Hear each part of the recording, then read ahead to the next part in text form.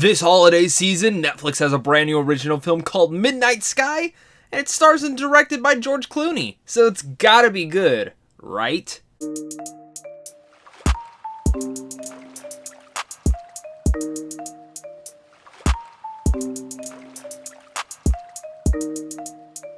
What's going on, buddy? Welcome back to a brand new movie review. My name is Zach, and if you guys enjoy early movie reviews, geeky content, or in general just love talking about every sort of thing in the entertainment space, then this YouTube channel is the way for you guys. So make sure to hit that like and subscribe button so you don't miss out on content like this over here on a daily basis, as well as comment down below and let me know your guys' thoughts. Are you guys excited for The Midnight Sky? Are you not? Let's discuss it all down there. Midnight Sky is a tale that follows Augustine, a lonely scientist in the Arctic, as he races to stop Sully and her fellow astronauts from returning home to a mysterious, destroyed world. Once again, this is directed by George Clooney, written by Lily Brooks-Dalton and Mark L. Smith, and again, it stars the likes of George Clooney, Felicity Jones, David Oyelowo, Kyle Chandler, and many more. I was very interested in this, and in fact, every time George Clooney steps up to direct, I'm interested in what he can do. Now, here's the thing. He swings, and sometimes he misses as a director, in my opinion. And The Midnight Sky kind of continues that, sadly enough, because I liked this film. In fact, I thought it was fine. But my biggest issue came down to a story, and we'll definitely get into that. But I want to start with my pros for this, and technically, The Midnight Sky is absolutely astonishing. It's jaw-dropping at times.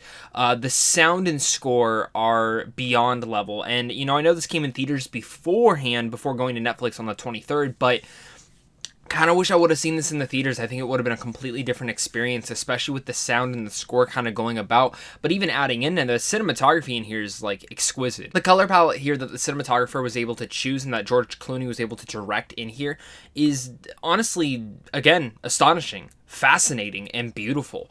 This is a beautiful film to look at, that every single scene is just glowing with screenshot me for your background or put me up on a painting. Like, it is that amazing. Like, I was sitting there just like, wow. Even adding in there just a little bit more, talking about the cinematography, the VFX, the visual effects in here are also amazing, because there's some sequences that take up in space, some that take down on Earth, and all the sequences all around there just bring this world to life in such an amazing way. Again, we've seen a lot of VFX when it comes to space, but this film did it in such a way that, again, matches between the cinematography and the VFX, and it's just a match made in heaven. All that technical stuff works for this film so well, and even including the performances in here. Felicity Jones is good, David Oyelowo is good, Kyle Chandler is good, and especially Kaylin Springall, who is a brand new actress that I've never seen before in anything. She's great. She's partnered with George Clooney, and George Clooney is the best part about this film. I think as a performance-wise, he's incredible in this, and I loved his performance. I loved what he was able to do. But that's where we kind of get down to the story, because again, that is my biggest issue with this film. This film should have and could have been better. And I get it's based off a book, but when you take this concept, maybe it works better in a book than it does a movie. Because for me, it felt like there were two separate movies in this whole entire film. There's the space crew story, which is kind of like the B storyline, and then you have the A storyline, which is George Clooney on Earth, racing to try and tell them, do not come back to Earth. Also having this little girl, Iris, with him. That storyline was the one that I was more intrigued with. I like those lone man survivor stories, and I actually thought that that's what this film was going to be about.